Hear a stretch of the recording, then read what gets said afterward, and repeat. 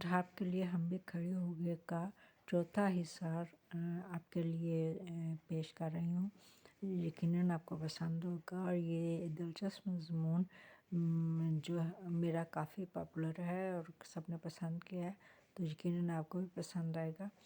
تو واقعی عقل مند کو اشارہ کافی ہوتا ہے، آپ تو واقعی کافی عقل مند ہیں، آپ بھی یہی عقل مندی آپ بھی کیجئے۔ ایک نے شوشہ چھوڑا، اپنی باتوں سے کسی طور وہ فرسٹ ایئر فول نہیں لگ رہی تھیں، فوراً جواب دے رہی تھیں، مگر ہم ان کا مطلب نہیں سمجھے۔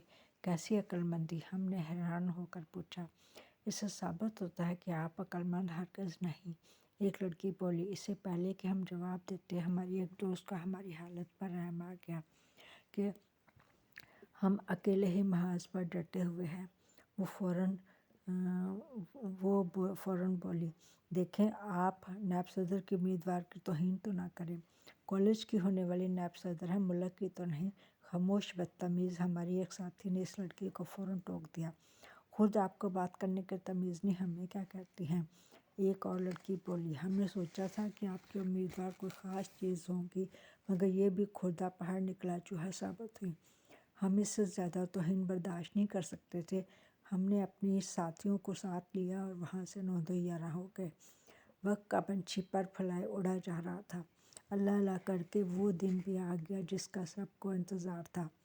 امیدواروں کے دلوں کی دھڑکنیں تیز ہو رہی تھیں، ان کی سپورٹر لڑکیاں اب بھی لڑکیوں سے اپنی امیدوار کو ووٹ دینے کے وعدے لے رہی تھیں۔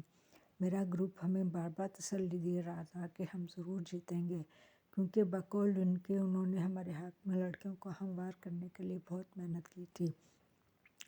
نعرے لگا لگا کر سب کے گلے بیٹھ گئے تھے، اس لیے وہ بہت پر امید تھیں۔ ووٹ ڈالنے کا مرحلہ شروع ہوا۔ جب کوئی لڑکی ووٹ ڈال کر واپس آتی تو تمام امیدواروں کی سپورٹر لڑکیاں بھاگ کر اس کے پاس جاتی اور پوچھتی اس نے کس کو ووٹ دیا ہے۔ ہم نے بھی اپنے ووٹ کا استعمال کیا۔ اما ایمان کی بات ہے کہ صرف ایک ووٹ کے متعلق یقین تھا کہ ہمیں ووٹ ملا ہے، ورنہ اور کسی کے متعلق یقین سے نہیں کہا جا سکتا ہے کون کس کو ووٹ دے گا۔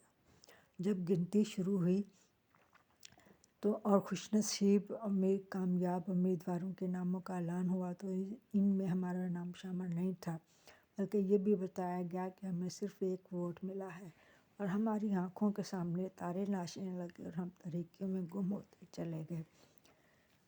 یہ تھا ڈھاب کے لیے ہم بھی کھڑے ہو گئے کا چوتھا حصہ۔ یقیناً آپ کو پسند آ گیا ہوگا۔ یہاں یہ مضمون مکمل ہو گیا ہے، اور ذرا لمبا مضمون تھا، اس لیے اس کو 4 حصوں میں نے ڈیوائڈ کیا۔ تو اسی طرح کے اور مضمون کہانیاں آپ کے سامنے پیش کرتی رہوں گی، کیونکہ یہ میری کافی زیادہ جو ہے نا میں نے لکھی ہوئی ہیں، تو آپ کو یقیناً سب پسند آئیں گی۔ اللہ حافظ، آپ کی مہر نسیم۔